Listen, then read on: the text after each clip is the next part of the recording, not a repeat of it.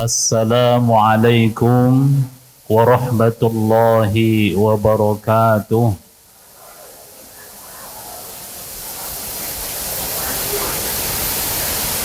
Alhamdulillah, wassalatu wassalamu ala rasulillah Sayyidina Muhammad ibn Abdullah wa ala alihi wa sahbihi wa mawala. La hawla wa la quwata illa billah. Subhanaka la ilma lana illa ma 'allamtana innaka antal alimul hakim.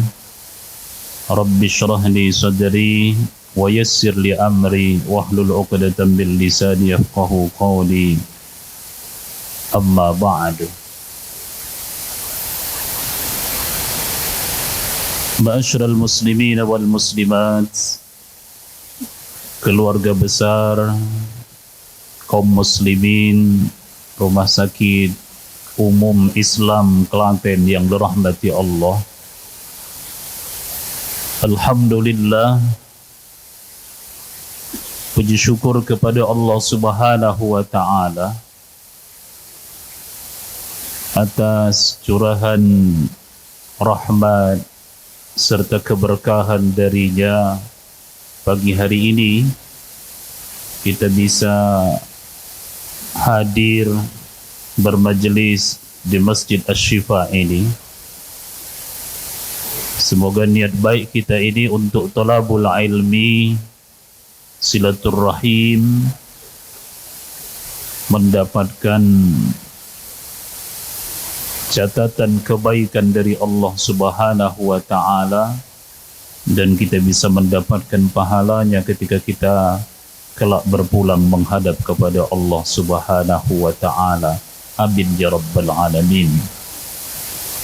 Salawat dan salam semoga tercurahkan kepada junjungan kita baginda Rasulullah Muhammad sallallahu alaihi wasallam.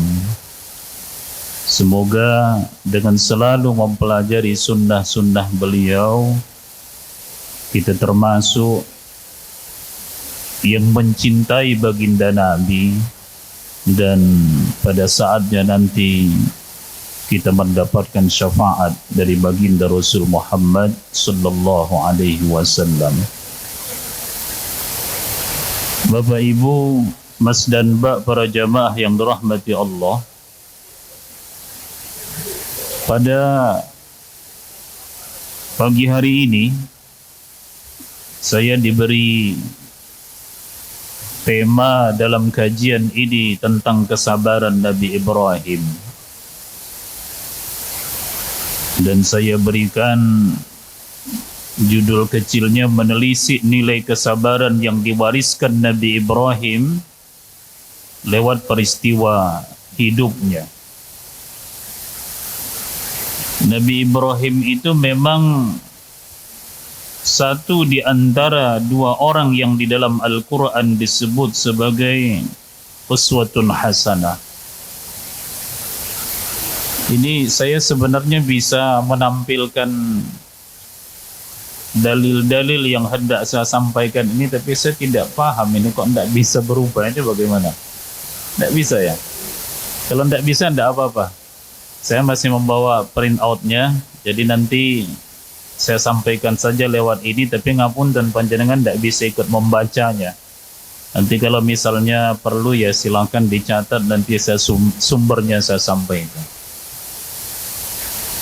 Jadi Bapak Ibu sekalian, para jamaah yang dirahmati Allah, di dalam Al-Quran itu ada dua orang yang disebut oleh Allah itu dengan istilah uswatun hasanah.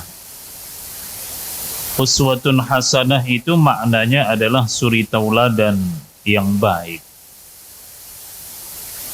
Pertama disebutkan tentang uswatun hasanahnya baginda Rasul Muhammad sallallahu alaihi wasallam. Misalnya disebutkan Allah di dalam surah Al-Ahzab ayat yang ke-21. Allah menjelaskan, a'udzu billahi minasyaitonir rajim, laqad kana lakum fi rasulillahi uswatun hasanah. Sungguh ada bagimu di dalam diri Rasulullah sallallahu alaihi wasallam itu uswatun hasanah, suri tauladan yang baik. Jadi Al-Ahzab ayat 21 ini menjelaskan tentang Rasulullah itu sebagai uswatun hasanah. Tapi juga ada ayat di dalam surah Mumtahanan ayat yang keempat, itu disebutkan oleh Allah tentang Nabi Ibrahim yang juga dikatakan sebagai uswatun hasanah. Allah berfirman, qad kanat lakum uswatun hasanatun fi Ibrahim wallazina ma'ahu. Qad kanat lakum, ada pada diri, ada untukmu uswatun hasanah, ada untukmu uswatun hasanah, suri tauladan yang baik itu fi Ibrahim, di dalam diri Nabi Ibrahim, wallazina ma'ahu, dan orang-orang bersama beliau. Jadi maknanya ini fi Ibrahim itu di dalam diri Nabi Ibrahim, wallazina ma'ahu itu adalah orang-orang yang bersama beliau, yang dimaknai itu adalah keluarganya. Ada Sarah, ada Hajar, ada Ismail. Yang paling umum kita ketahui tentang mereka itu yang dimaksud dengan wallazina ma'ahu itu. Tapi ternyata Bapak Ibu, Mas dan Mbak para jamaah, ayat ini bicara tentang uswatun hasanah, tapi juga ada sedikit perbedaannya. Jadi dalam konteks kalimat ayat ini, itu ada beberapa perbedaan. Pertama, di dalam surah Al-Ahzab ayat 21 itu didahului oleh Allah dengan menggunakan huruf lam ibtida yang bermakna taukid. Paham boten jenengan lam ibtida bermakna taukid niku? Ketok ayo ora paham niki. Ya sudah nek ndak paham.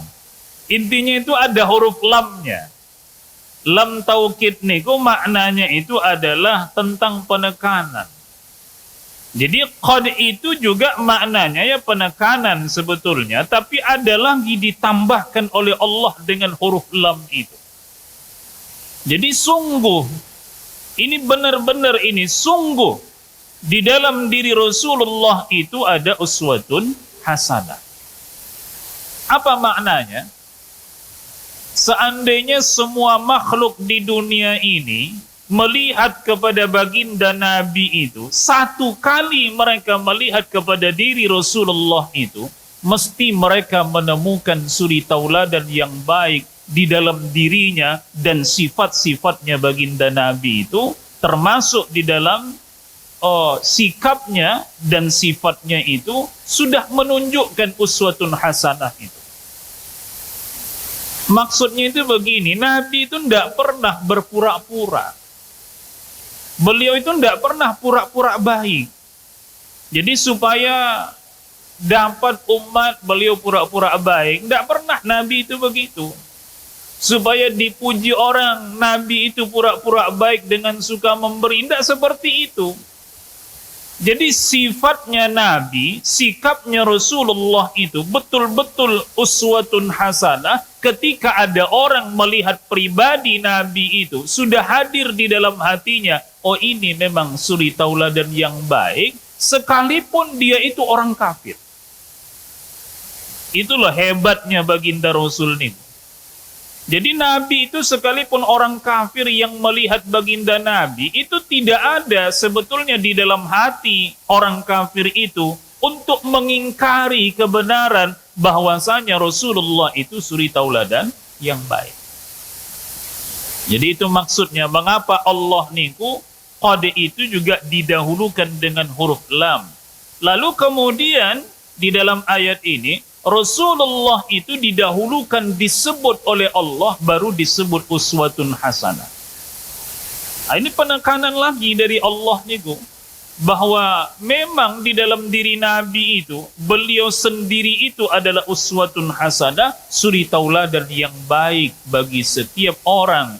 Makanya dikatakan liman kana yarjullaha wal yawmal akhirah wa zakarallaha katsira.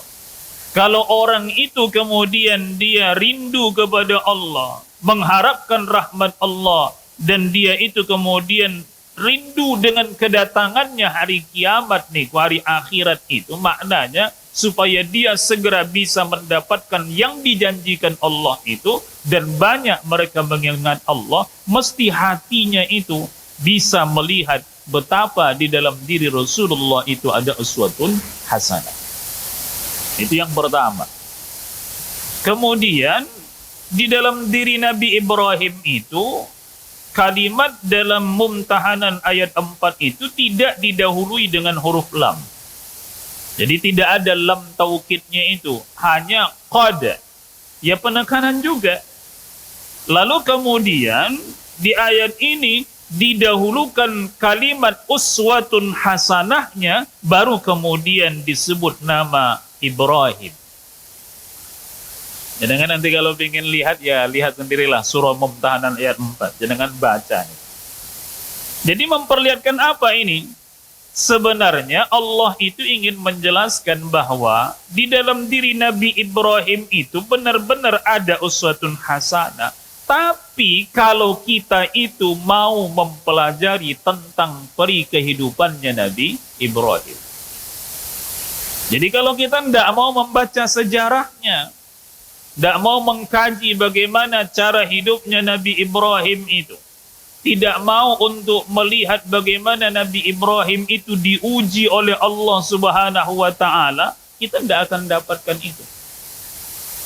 Itu sebabnya di sini dikatakan uswatun hasanahnya itu didahulukan, baru kemudian Nabi Ibrahim itu disebut untuk memperlihatkan apa? Sebenarnya dalam diri Nabi Ibrahim itu ada uswatun hasanah, tapi perlu pengkajian yang lebih mendalam tentang diri Nabi Ibrahim itu, baru kita bisa mendapatkan suri tauladan yang baik dalam diri Nabi Ibrahim itu.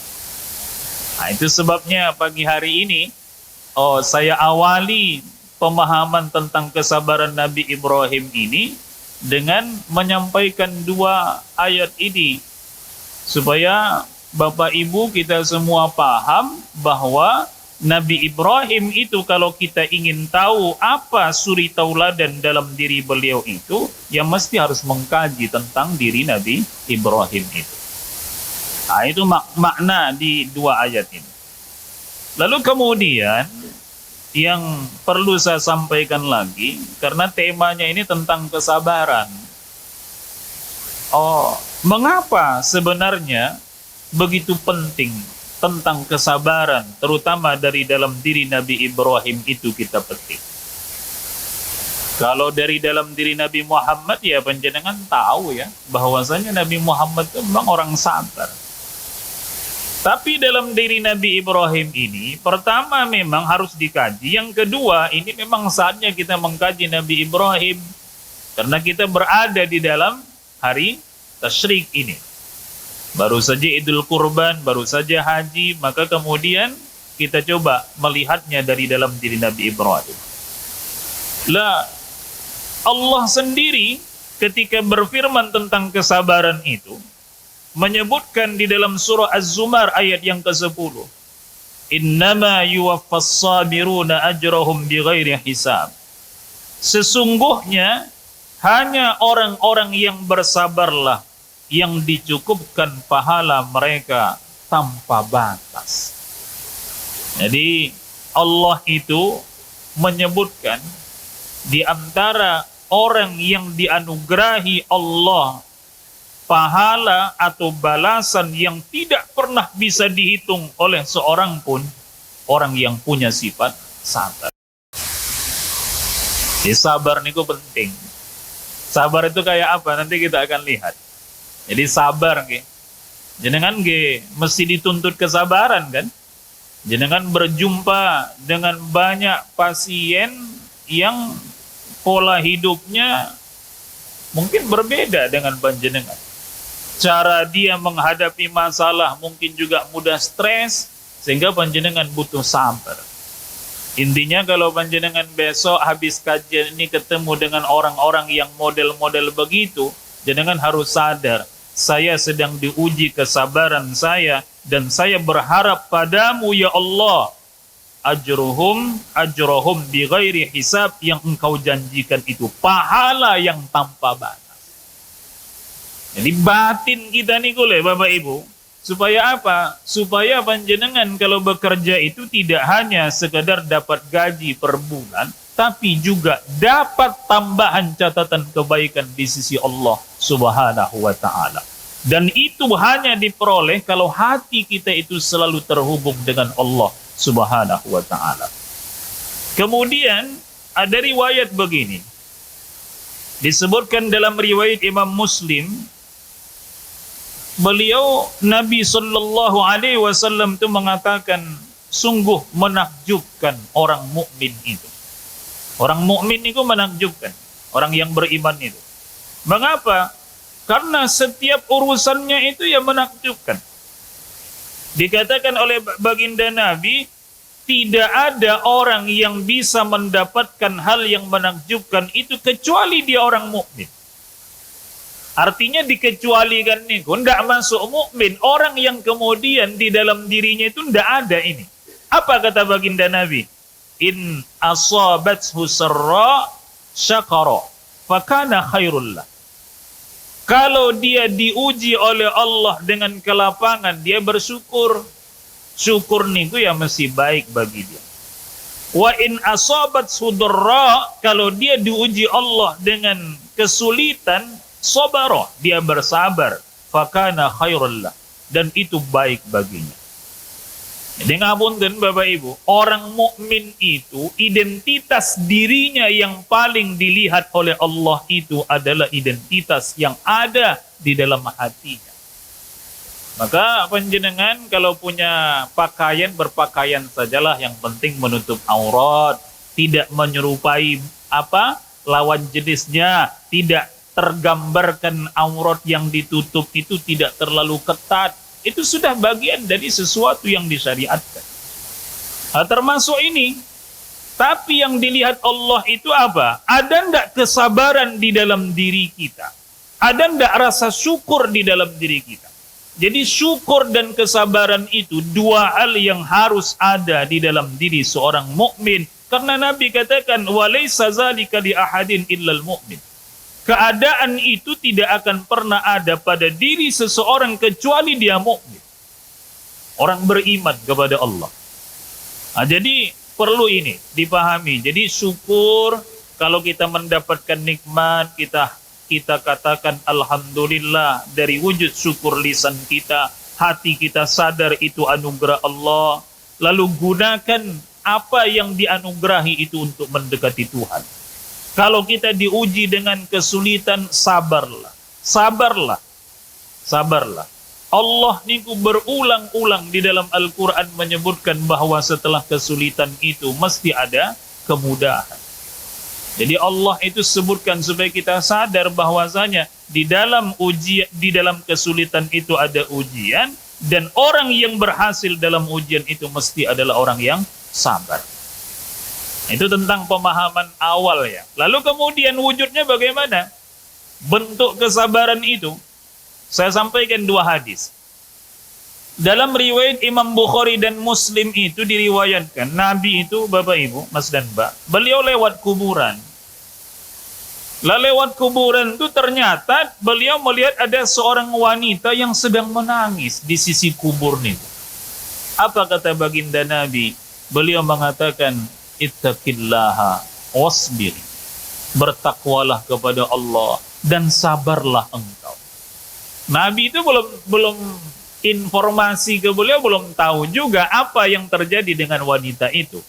Tapi dalam kaitan dengan pengetahuan yang dianugerahi Allah, mestilah beliau tahu. Beliau katakan ittaqillaha wasbir. Bertakwalah pada Allah, sabarlah kamu.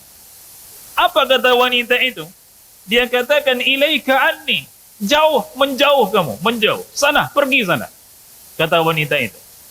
Lam tusab bi musibati, karena fa innaka lam tusab bi musibati, karena engkau itu tidak merasakan apa yang diujikan Allah kepada. Dia tidak kenal bahwa yang bicara itu Nabi. Sudah, sana pergi sana. Kamu itu tidak ngerti betapa beratnya ujian ini bagiku, karena kau tidak pernah diuji Allah dengan ujian ini. Ya sudah, namanya Nabi ini kok nggak pergi saja. Coba, nek jenengan yang tadi Nabi pribun nih Mas. Jenengan katakan ittaqillah wasbiri gitu kan. Bertakwalah pada Allah, sabarlah. Lalu dia katakan, sana kamu pergi, kamu tidak ngerti yang menimpa saya. Saya yakin nek jenengan sing dadi nabi, jenengan bilang, aku iki nabi loh. Mesti bicaranya. Tapi nabi itu enggak gitu. Beliau ya pergi saja, disuruh pergi ya pergi. Lalu apa? Ada orang datang pada wanita itu. Dia katakan, itu Nabi sallallahu alaihi wasallam. Lalu karena dia tahu setelah diberitahu itu bahwa yang berbicara tadi adalah Nabi, dia datang kepada baginda Nabi. Ke rumah Nabi, dia temukan tidak ada seorang pun penjaga pintu rumah baginda Nabi itu. Lalu kata baginda Nabi kepada dia, innamas sabru indas somadatil ula. Sesungguhnya sabar itu adalah ketika pertama kali engkau diuji oleh Allah, saat itulah kesabaranmu akan dilihat oleh Allah Subhanahu wa ta'ala. Apa maksudnya? Jadi Bapak Ibu, jenengan, saya, kita semua sabar itu bukan kedua, ketiga, tidak. Saat pertama kali panjenengan diuji Allah dengan satu masalah, saat itulah sabar panjenengan itu dilihat Allah. Nek jenengan waktu itu langsung mengembalikannya kepada Allah, minta petunjuk kepada Allah, berarti termasuk panjenengan yang sabar. Tapi begitu panjenengan berpikir melupakan Allah pada waktu itu, lalu jenengan cari masalah-masalah, siapa penyebabnya dan sebagainya, berarti panjenengan lupakan Allah itu, berarti tidak masuk kategori yang sabar. Jadi lihatlah diri kita ini, sabar apa enggak kita? Itu. Nah, kemudian yang ketiga, yang kedua, yang keempat maksud saya, adalah ketika baginda Nabi itu, ini cerita dari Atha bin Abi Rabah. Ibnu Abbas berkata kepada dia katakan, beliau katakan gini, mau enggak saya tunjukkan kamu seorang wanita yang ahli surga? Apa kata Atha bin Abi Rabah? Mau. Beliau katakan oleh Ibnu Abbas, hazihil mar'atu as-saudahu. Itu loh wanita yang hitam tadi. Ngapunten. Kata beliau, wanita hitam itu atatin Nabi sallallahu alaihi wasallam, dia pernah datang kepada Nabi, dia mengatakan, ya Rasulullah, inni usra'u. Saya itu orang yang punya penyakit ayan. Lalu wa inni atakasyafu, kalau ayan saya itu kambuh, kumat, aurat saya itu terbuka. Lalu dia katakan, doakan saya ya Rasulullah supaya Allah itu bisa menyembuhkan sakit saya ini. Apa kata baginda Nabi? In syi'ti sabarti walakil jannah, kalau kamu sabar bagimu surga. Kalau kamu sabar, kata Nabi, bagimu surga. Wa in syi'ti da'autullaha ta'ala ayyu'afiyaki. Tapi kalau kamu mau, saya akan doakan kepada Allah supaya kamu sembuh. Coba Bapak Ibu, ngapunten. Nek jenengan didatangi Nabi model seperti ini, beliau mengatakan kita punya penyakit misalnya, lalu dikatakan baginda Nabi, kalau kamu sabar, kamu masuk surga, tapi kalau kamu tidak sabar, saya akan doakan kepada Allah supaya Allah menyembuhkanmu. Nek jenengan sing duwe penyakit ayan niku kira-kira jenengan minta mana itu? Minta sembuh apa minta swarga nih? Itu kan menjadi berat bagi kita. Tapi wanita itu bilangnya begitu kepada Nabi. Apa kata wanita itu ketika dia mendengar Nabi menjanjikan surga untuknya kalau dia sabar? Dia katakan, kalau begitu asbiru, saya akan sabar ya Rasul. saya akan sabar. Lah ketika Nabi itu hendak pergi meninggalkan dia bilang sama Nabi, ya Rasul, oh ini atakasyafu, saya ini terbuka aurat saya kalau saya kambuh penyakit itu. Maka fadu'ullaha alla atakasyafa, doakanlah saya supaya ketika ayan saya itu kambuh, aurat saya tidak sampai terbuka. Cerdasnya wanita itu. Lalu kata Nabi, fada'alaha, dikatakan ya didoakan oleh baginda Nabi. Intinya yang didoakan Nabi itu supaya auratnya tidak terbuka saat terjadi ayan itu. Coba bayangkan. Jadi maksud saya begini, orang sabar itu memang ketika pertama kali dia berhadapan dengan satu situasi hidup yang sulit. Ini seperti ini. Dia punya penyakit ayan, dia datang pada Nabi, dikatakan Nabi, kalau kamu sabar, kamu dapat swarga. Tapi kalau kamu memang mau saya doakan, saya akan doakan, Allah akan menyembuhkanmu. Pilihan yang sulit itu. Nek dia sembuh dari penyakit ayannya, tidak terbuka auratnya, tapi tidak ada jaminan surga. Kalau dia sabar dengan ayannya itu, dia kemudian mendapatkan jaminan surga. Nah, cerdasnya wanita ini dia katakan, kalau begitu ya Rasul, doakanlah saya supaya aurat saya tidak terbuka saat ayan saya itu kambuh. Jadi dia tetap ayan, tapi tidak sampai terbuka auratnya. Nah, ini Bapak Ibu sekalian, 4 hal ini gambaran betapa luar biasanya orang yang sabar itu. Sekarang kita akan lihat bagaimana Nabi Ibrahim itu dengan kesabarannya. Pertama begini, ketika beliau itu mendakwahkan ketauhidan kepada bapaknya. Sinten niku? Bapaknya Nabi Ibrahim siapa? Azar ya. Jenengan mungkin banyak taunya Azar ya, enggak apa-apa lah. Tapi banyak ulama itu juga yang mengatakan Azar itu sebetulnya bukanlah bapaknya Ibrahim, tapi itu pamannya, karena Ibrahim itu tidak mungkin punya ayah yang kemudian syirik. Padahal ketauhidan itu diajarkan Nabi Ibrahim, bapaknya para nabi, itulah maksudnya. Sehingga bagaimana? Ya monggo lah, nek jenengan mengambil yang Azar itu tidak apa-apa, kita mengambil umum sajalah. Nek jenengan memahami Azar. Nah, Nabi Ibrahim ini, Bapak Ibu, Mas dan Mbak, ketika beliau mendakwahkan ketauhidan itu kepada bapaknya ini, kalimat pertama yang dikatakan Ibrahim itu apa? Idh qala li abihi ya abati lima ta'budu ma la yasma'u wa la yusbiru wa la yughni anka syai'a. Kata beliau, wahai bapakku, mengapa kamu itu menyembah sesuatu yang tidak mendengar, tidak melihat, dan tidak bisa menolong kamu sedikit? Nanti bisa dibuka surah Maryam ayat 41, 42 sampai 48. Jadi dikatakan, mengapa engkau mau menyembah sesuatu yang tidak bisa menolong dirinya sendiri? Dia tidak bisa melihat, tidak bisa mendengar. Disampaikan itu untuk membuka cakrawala bapaknya itu. Disebutkan beberapa, nanti penjenengan bisa baca sendiri di surah Maryam itu. Sampailah kemudian bapaknya itu mengatakan, Araghibun anta an alihati ya Ibrahim. Wahai Ibrahim, mengapa kamu itu benci kepada Tuhan-Tuhan kamu? Mengapa kamu itu benci kepada Tuhan-Tuhanku itu? La illam tantahi la arjumannak. Kalau kamu tidak hentikan ini, kamu akan aku rajam. Jadi diancam itu sama bapaknya itu. Akan aku rajam. Maknanya beripun nek dirajam minggu ya dibandemin apa? Batu. Sampai apa? Ya sampai mati. Lalu dia katakan, wahjurni madiya. Kamu pergilah jauh dariku. Jauh dalam waktu yang lama. Kamu ndak usah pulang. Diusir niku Nabi Ibrahim ini. Coba Bapak Ibu bayangkan.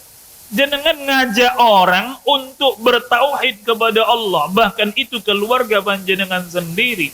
Lalu jenengan malah diusir, diancam dan sebagainya. Apa yang perlu dilakukan? Seperti Nabi Ibrahim ini, dia katakan apa? Qala salamun alaik, sa'astaghfiru laka rabbi innahu kana bi hafiyya. Semoga keselamatan terlimpah padamu. Aku akan mintakan kepada Tuhanku ampunan bagimu. Sesungguhnya dia sangat baik bagiku. Dia sangat baik. Artinya apa? Kalau kita lihat konteks ayat ini dalam peristiwa Nabi Ibrahim itu, bukan hanya kesabaran dalam diri Nabi Ibrahim itu sampai beliau diusir oleh bapaknya itu, tapi juga beliau tidak membenci zat atau orangnya, tapi yang beliau benci itu adalah keyakinannya yang musyrik kepada Allah, lalu kemudian dia mohonkan kepada Allah ampunan untuk bapaknya itu. Artinya apa? Yang ingin saya katakan, ini Nabi Ibrahim ini ngajari kita. Sabar itu tidak hanya sekedar menerima apa adanya. Sabar itu tidak hanya menyerah pada sebuah keadaan, tapi sabar itu panjenengan harus juga bergerak untuk menuju sebuah kebaikan. Jadi maaf nggih, mungkin kalau syirik nggak mungkin lah, tapi misalnya ada mungkin keluarga kita yang nggak mau sholat. Coba, panjenengan pripun niku? Nek ibu-ibu misalnya, maaf suami panjenengan ndak mau sholat. Nek bapak-bapak istri panjenengan misalnya ndak mau sholat, bagaimana? Ya diingatkan. Bahkan kalau orang tua kita sendiri ndak mau sholat, diingatkan. Sebodoh-bodohnya manusia itu sesungguhnya adalah bukanlah orang yang nggak bisa baca dan menulis. Tapi sebodoh-bodohnya manusia itu adalah ketika dia tahu kemana arah kiblat itu, sama sekali dia tidak mau tunduk kepada Allah dengan sholatnya. Nah, ini Nabi Ibrahim itu begitu. Dia ajak kok tidak mau, akhirnya diusir. Ya dia pergi. Tapi dia tetap mendoakan ayahnya itu atau bapaknya itu, semoga diampuni Allah Subhanahu wa ta'ala. Itu yang pertama. Jadi Nabi Ibrahim itu ajarkan kita lewat peristiwa apa? Beliau pertama kali mendakwahkan ketauhidan kepada bapaknya itu, pelajaran berharga bagi kita saat ini. Makanya ngapunten, maaf ya, terutama pada bapak-bapak biasa itu. Saya juga beberapa orang misalnya takmir masjid, ini kok masjid nggak pernah rame, sepi ya. Udah terdengar kumandang azan, sudah diceritakan betapa sholat itu wajib, nggak ada pada datang. Ya nggak usah dipikir ke dalam-dalam lah. Doakan saja seperti Nabi Ibrahim ini. Jadi doakan, sebut nama mereka, ya Allah si fulan itu beri petunjuk, mudah-mudahan dia mau sholat berjamaah di masjid. Ya Allah si fulana itu beri dia petunjuk, mudah-mudahan dia mau sholat berjamaah di masjid. Didoakan. Tidak cuma diancam dia dengan neraka, tidak cuma dijanjikan swarga. Karena mereka juga sebenarnya banyak yang tahu tentang itu. Tapi mohonkan kepada Allah hidayah supaya mereka mau untuk hadir ke masjid. Itu Bapak Ibu. Lalu kemudian yang kedua, peristiwa ketika Nabi Ibrahim itu dibakar hidup-hidup. Jadi ini juga sesuatu yang perlu dilihat, betapa Nabi Ibrahim itu mewariskan pada kita pelajaran tentang kesabaran.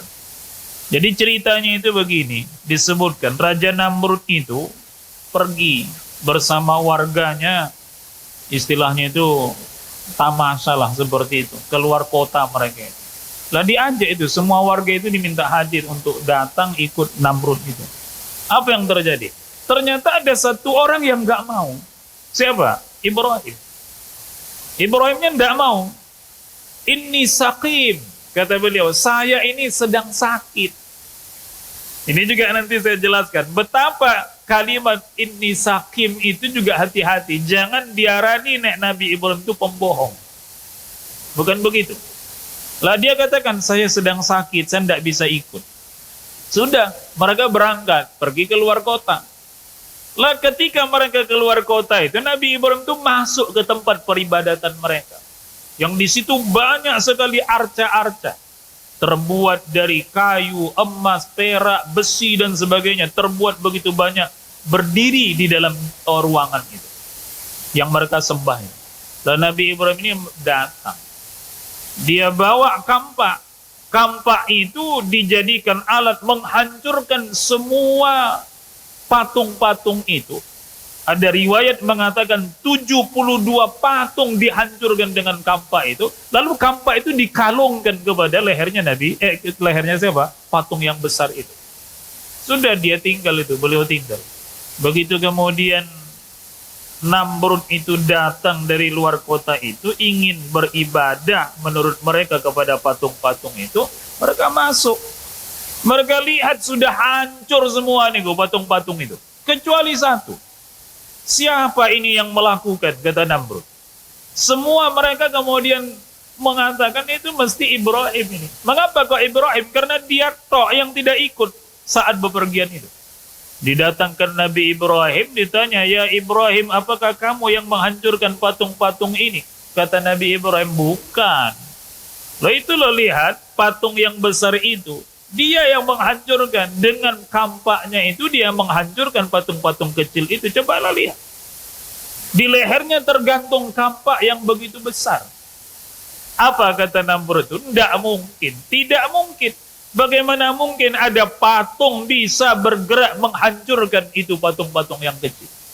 Nabi Ibrahim ini kemudian mengatakan, beliau sambil tertawa mengatakan begini, loh kalau kamu tahu ini tidak bisa bergerak sedikit pun, menolong dirinya sendiri pun tidak bisa, mengapa kalian menyembahnya? Akhirnya Namrud itu tidak bisa menjawab, tapi namanya raja. Dibawalah, diputuskan hukuman bahwa Ibrahim itu bersalah, dibakar hidup-hidup. Allah kemudian saat pembakaran itu mengatakan, ya naru kuni bardan wa salaman ala Ibrahim. Wahai api, kata Allah, dinginlah. Jadilah engkau keselamatan bagi Ibrahim. Sehingga keluar Nabi Ibrahim dalam keadaan utuh, rambutnya satu lembar pun tidak ada yang terbakar, begitu juga pakaian. Nah ini juga pelajaran ini sebenarnya. Betapa Nabi Ibrahim itu dihadapkan tidak cuma kepada ayahnya atau bapaknya itu, tapi juga kepada rajanya yang musyrik kepada Allah, lalu kemudian diajak untuk bertauhid. Akhirnya hukumannya apa? Harus dibakar hidup-hidup dan diselamatkan Allah. Betapa sabarnya Nabi Ibrahim itu. Artinya beliau melihat, kalau saya menyampaikan ketauhidan ini kepada orang yang seorang raja ini, mesti saya akan jadi masalah besar. Tapi beliau sabar menghadapi itu. Sehingga didakwahkan ketauhidan itu, dibakar hidup-hidup, sampai kemudian beliau diselamatkan Allah. Itu yang kedua, tentang betapa luar biasanya sabarnya Nabi Ibrahim itu. Kemudian yang ketiga, Bapak Ibu, nah ini, ternyata Nabi Ibrahim itu ketika sudah menikah dengan Saroh, istri pertamanya Nabi Ibrahim itu Saroh kan. Itu di sekitar usia setelah 80 tahun itu beliau disuruh khitan. Berarti nek ngaten niku pripun niku? Berarti Nabi Ibrahim itu ketika nikah dengan Saroh itu belum khitan. Maka disebutkan Nabi dalam riwayat Imam Bukhari itu, ikhtatana Ibrahim ba'da samanina sana. Nabi Ibrahim itu berkhitan setelah usia 80 tahun. Wahtatana bil qadumi. Beliau berkhitan dengan menggunakan kampak. Jangan bisa bayangkan. Jadi Nabi Ibrahim itu dalam riwayat Imam Ibnu Abbas itu mengatakan 120 tahun usianya. Itu disuruh khitan. Coba nih. Bapak-bapak, mas-mas, nek jenengan usia 80 tahun saja lah. Ikon khitan ngopo pun. Alot niku. Tapi Nabi Ibrahim itu pertama kalinya disuruh manusia itu khitan itu ya Nabi Ibrahim itu. Nah, sekarang pertanyaannya, mengapa kok pakai kampak? Itu juga dikaji oleh para ulama. Kok yang pakai itu kok kampak itu kok enggak pakai pisau gitu? Apa kalau sekarang itu nopo pakai nopo niku? Laser macam-macam. Lo dulu itu pakai kampak. Apa sebenarnya maknanya bil qadumi itu dengan menggunakan kampak itu? Karena waktu itu Nabi Ibrahim ketika Allah perintahkan untuk berkhitan itu, yang dipegangnya itu adalah kampak itu. Dan oleh para ulama dikatakan itu gambaran betapa Nabi Ibrahim itu kalau mendapatkan perintah Allah tidak ingin menunda-nunda, selalu ingin segera menunaikan perintah Allah. Itu loh Bapak Ibu. Makanya kita orang Islam ini juga sama sebetulnya. Ketika kita kemudian mendengar kumandang azan, ya bersegeralah bersiap diri untuk menghadap kepada Allah niku. Kecuali nek jenengan misalnya ada yang lagi operasi, misalnya seperti itu, ada yang dalam posisi tugas belum saatnya, ya monggo lah. Tapi dalam posisi yang kita itu tidak terikat keadaan seperti itu, terdengar kumandang azan itu, ya bersegeralah. Loh Nabi Ibrahim saja itu berkhitan loh, usianya sudah 80 tahun lebih diperintah Allah. Dia megang kampak, kampak itu yang dipakai untuk mengkhitan dirinya. Yang mengkhitan tuh dirinya sendiri. Loh saya yakin mas-masnya ini yang seringkali mungkin ada yang ikut mengkhitan orang. Jenengan nggak ada khitan dewean toh. Ya ada yang mengkhitan panjenengan. Tapi Nabi Ibrahim itu ya khitan sendiri. Apa maksudnya? Ya betapa beliau dengan kesabarannya itu, taatnya kepada Allah itu luar biasa. Jadi taat sekali Nabi Ibrahim. Sehingga kalau diperintah untuk khitan itu ya segera. Kampak yang ada di tangannya ya dipakai juga untuk mengkhitan dirinya sendiri. Wallahu alam, saya tidak tahu berapa lama itu sembuh. Karena khitannya pakai apa? Kampak. Tidak pakai bius barang. Nah sekarang kan jenengan bisa prediksi berapa hari gitu kan. Tapi zaman Nabi Ibrahim itu Masya Allah. Itu. Nah lalu kemudian tidak saya sebutkan urutan lah secara sejarahnya.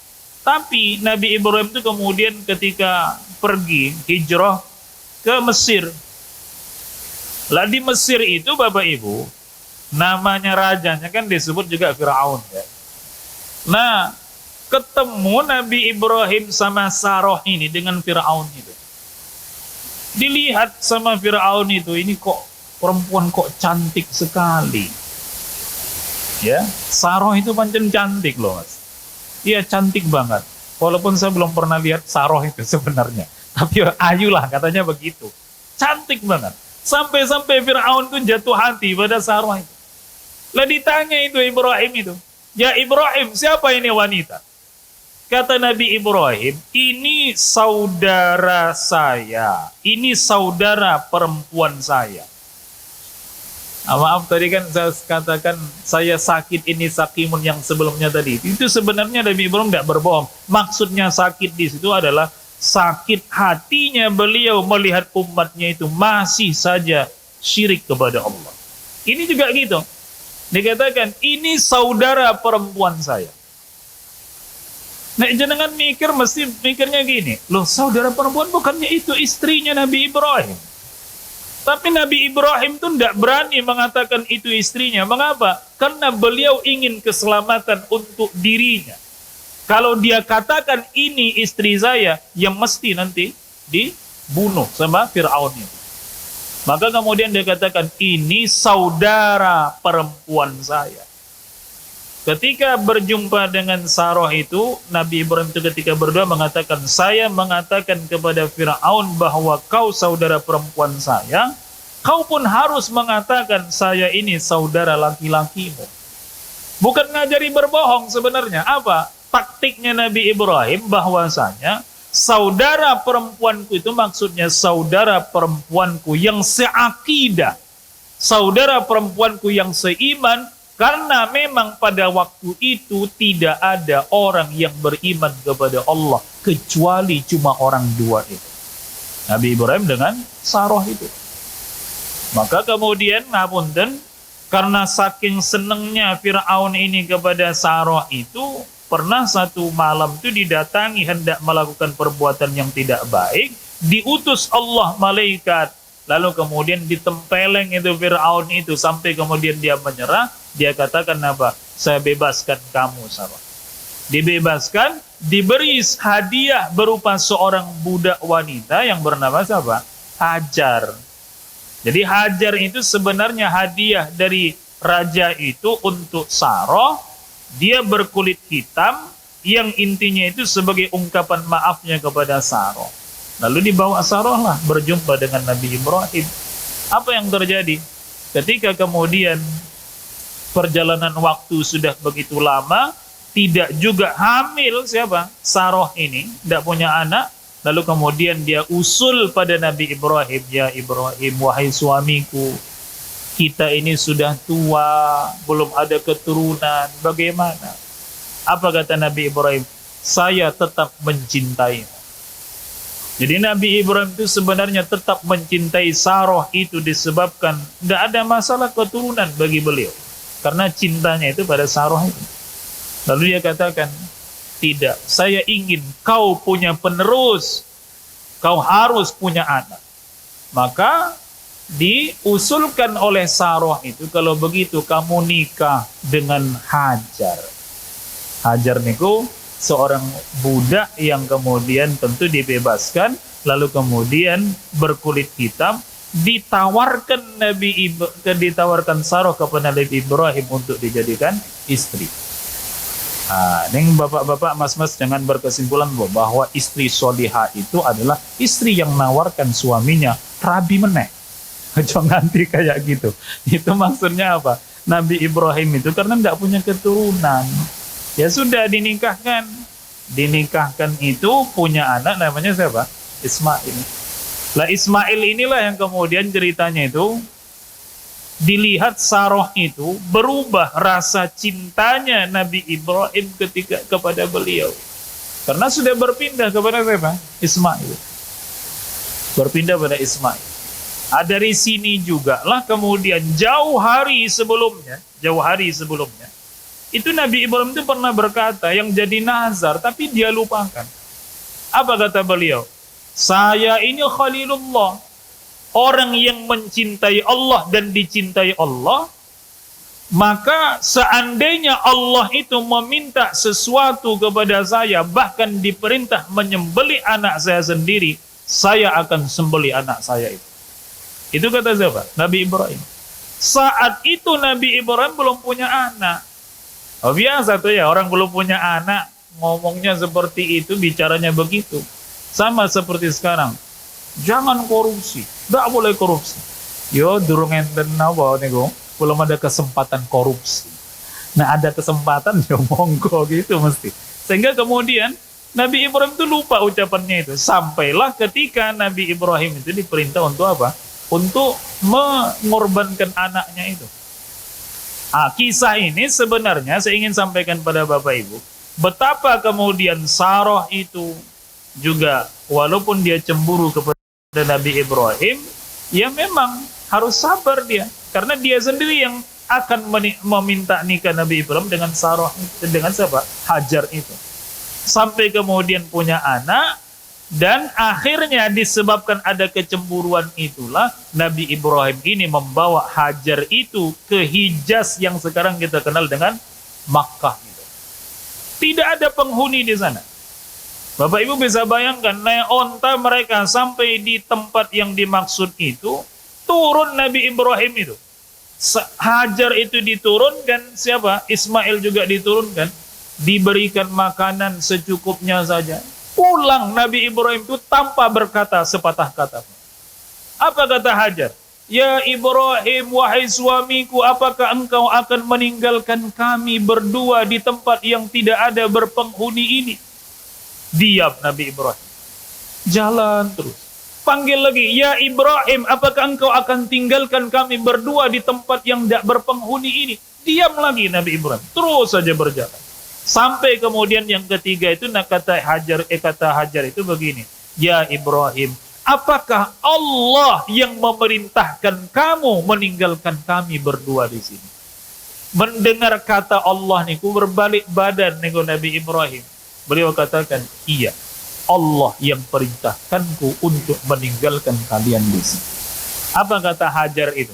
Beliau katakan, kalau memang Allah yang memerintahkanmu untuk meninggalkan kami di sini, kami akan siap dan yakin Allah tidak akan membiarkan kami dalam kesulitan.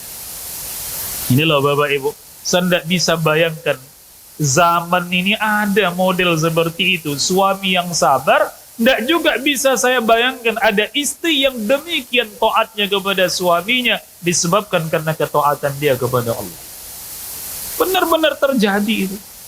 Dan hati Nabi Ibrahim itu sebenarnya menangis, tapi bagaimanapun karena sudah menjadi perintah Allah, sabar lagi. Masya Allah. Jadi ternyata Bapak Ibu sekalian, tidak ada dalam diri Nabi Ibrahim itu kecuali kesabaran yang luar biasa di dalam hidupnya. Sampai kemudian di akhir apa?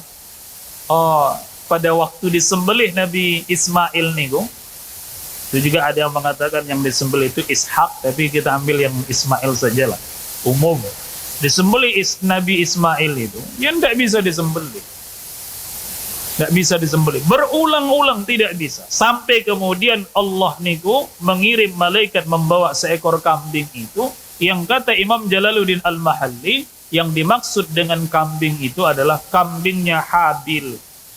Qabil dan Habil itu kan disuruh Allah untuk kurban pada waktu itu, tapi yang diterima Allah Habil itu dipelihara di dalam surga dalam waktu yang lama sampai ketika Nabi Ibrahim itu membutuhkan, lalu kemudian diberikan kambingnya Habil itu untuk disembelih sebagai pengganti Nabi Ismail. Jadi kesabaran lagi nih, sabar. Jadi jenengan menyimak apa yang saya sampaikan ini, betapa luar biasa Nabi Ibrahim itu, inti kehidupan beliau itu kesabaran. Termasuk di dalamnya saat akan meninggal dunia di usia 175 tahun, kata para ulama, itu beliau didatangi malaikat siapa? Israel. Dia katakan, "Ya Ibrahim, Allah memerintahkan saya untuk mengambil ruhmu." Nabi Ibrahim ini juga cerdas. Kata beliau apa? Allah merintahkan kamu mengambil ruhku. Ya tidak mungkin. Kok tidak mungkin? Mengapa? Saya ini Khalilullah. Saya ini yang mencintai Allah dan yang dicintai Allah. Bagaimana mungkin orang yang dicintai, yang mencintai itu diambil oleh yang mencintai ruhnya itu? Ya tidak mungkin lah disuruh engkau ngambil ruhku. Kira-kira begitu. Malaikat niku nggak bingung. Dia naik lagi menuju Allah, diberitahu apa yang disampaikan Ibrahim kepada Allah niku. Kepada Israel itu. Apa kata Allah? Katakan kepada Ibrahim, kalau memang dia kekasihku, mesti orang yang kalau dia mengasihiku itu, mesti yang mengasihi itu kalau dia mau mengambil ruhnya untuk berjumpa dengan kekasihnya, dia mesti akan mau.